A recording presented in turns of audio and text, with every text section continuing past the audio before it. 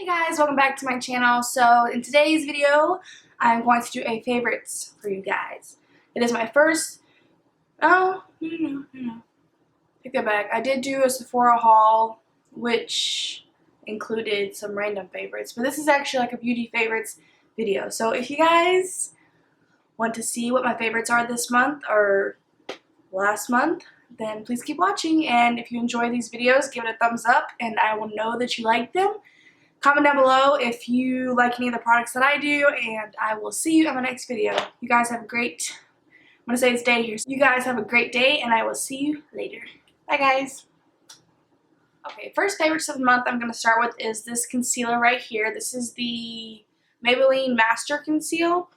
And I also like my other favorite one is the Urban Decay Naked Concealer, but I'm out of that, so didn't bother to show up. Anyways, yeah, so I picked this up a couple weeks ago, and guys, when I tell you this stuff, I don't know how to, let me just tell you that don't go and spend your money on something that's $30 concealer when this was only like $5, $5 or $6, but not even, and it does just the same thing as all the great concealers out there. All-time favorites is the MAC Pro Longwear Concealer, and because it never creased and it was really good coverage, this is the same way. It has really good coverage. It doesn't crease on me, and I have really creasy eyes, so that can tend to be a problem. So yeah, I highly suggest before spending a bunch of money on a concealer, try this concealer out, and my shade is Tinned Fair, in case you want to reference it at all. Just throwing that out there. But yeah, so this is a really good concealer. And it just has like a little squeezy tube thing, applicator, so you just squeeze it out your finger, just dab it under, and then blend it out. Okay, so my next favorite is going to be a foundation, and it is the Makeup Forever HD Foundation Stick. I had made a review about this video, but it just never got uploaded, so I will just kind of go over it with you a little bit right now. I bought it not even a month ago, and it is already out. The base foundation, I didn't know if I was going to like it because when I picked it up in Sephora, it said dry to normal skin, and I have oily skin, so I'm like, but I heard Nikki Tutorials rave about it, so I'm like, okay, I'm going to try it. So I picked it up, and it has been my favorite this month for sure, because while it doesn't stay on my skin all day. Most foundations don't. I really can't find a foundation that stays on my skin all day, but this one, it fades the best, basically. Like my other foundations that are made for oily skin, they just get really oily and they just kind of crumple up.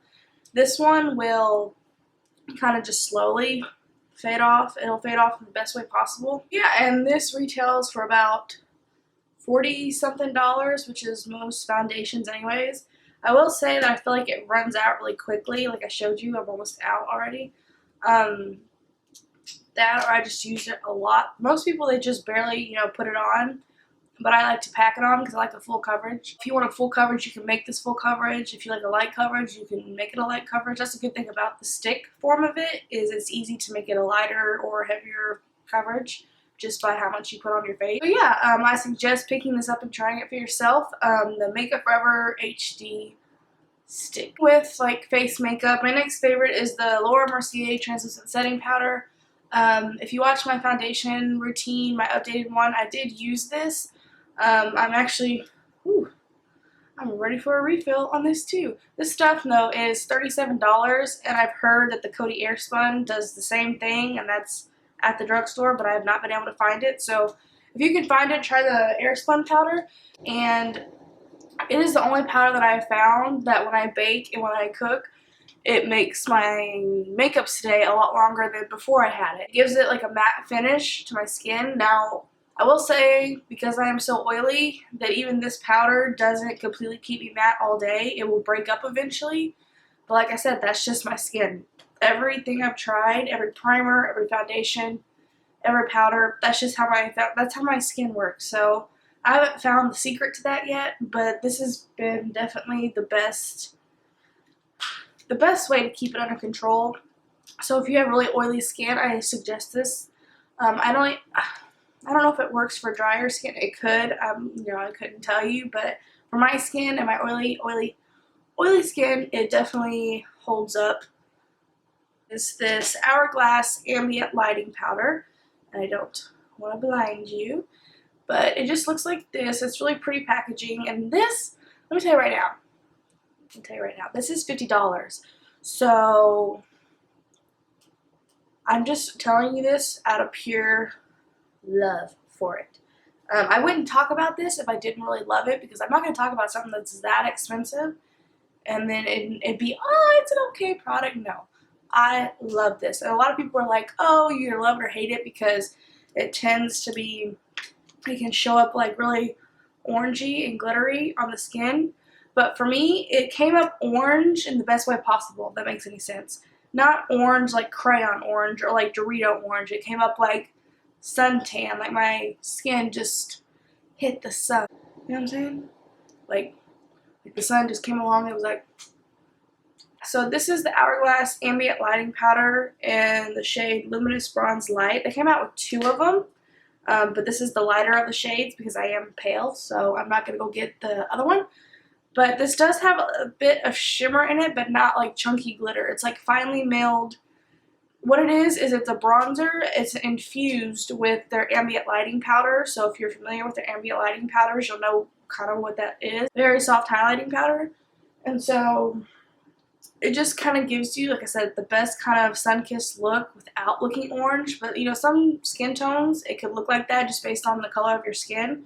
So would I buy it? Me, personally, I would buy it again. It's already hard enough buying it the first time, but I did it, and I'm so happy I did it. This is not just the January favorites. That's like since I bought it favorite, but I wanted to mention it on this favorites because it is my first favorites video, so I'm kind of like introducing some stuff. So keep that in mind that some of these things aren't just January favorites. They're like accumulated favorites because I've never done a video before for it. So another skin product is this highlighter right here. And if you can tell from the packaging, it's a Becca highlighter. And if you know my love for Jaclyn Hill, you're about to know what I'm talking about. This beautiful. So I haven't always been a big highlighter fan just because of the fact that I am oily. So sometimes highlight can look like overbearing on me, or it can make me look oilier versus highlighted. But I did put it on today. I don't know if the camera is going to pick it up or not, but I will swatch it on my cheek for you while I have it here. Can you see how pretty that is? But basically, Jaclyn Hill collaborated with the famous, well-known Becca brand, who's known for their highlighters, and she came up with this called Champagne Pop, and it's basically what it sounds like. It's like champagne in like a little compact. It's champagne. It's like a peachy glow. It's got like peach in it, but it's got like some gold in it, but it's not gold and it's not completely peach. It's, I don't know how to describe things very well, if you can tell, but this has been, like I said, I've loved this since it came out. I bought it when it came out. And so this is another favorites that isn't just this favorites of this month, it's like a favorites in general. But yeah, I don't know if this is still available. When she released it, it was limited edition, but I think she announced that Champagne Pop is going to be a permanent item. So if you've always wanted to try this, I believe it is available, unless it's sold out. But it's not limited edition no more, so I would recommend going and getting it. It gives you the best bronzy, like these two together, match made in heaven, because this makes you bronzy, this makes you glowy, and you're just a bronze glowed goddess.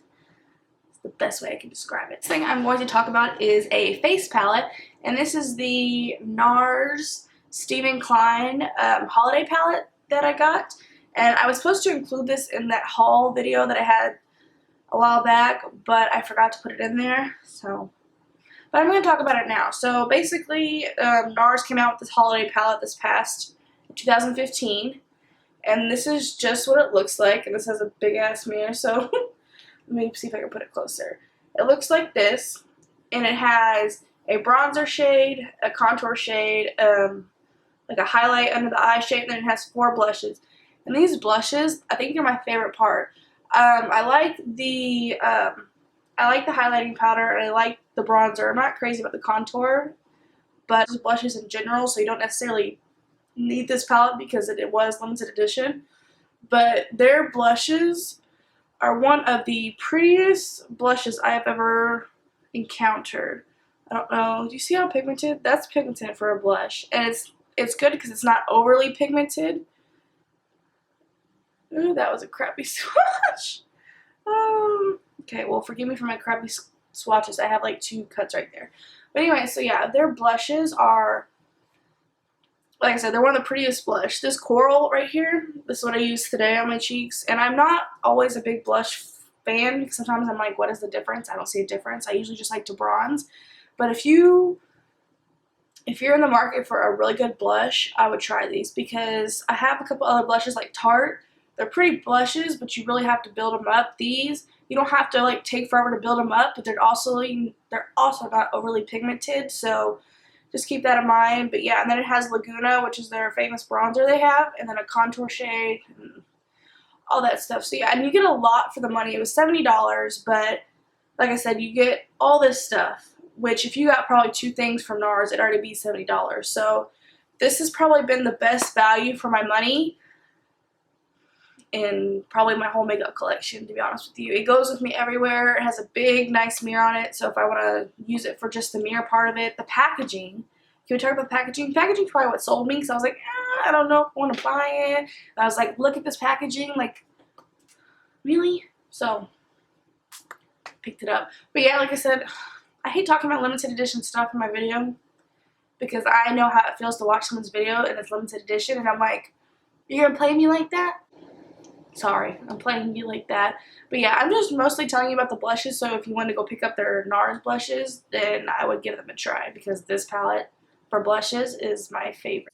My next favorite, you know I gotta talk about, because everyone's talked about it since it came out. It's been the biggest deal in makeup history, I feel like, because it's always sold out within a day. But they're stepping their game up, because now they're actually keeping it in stock regularly.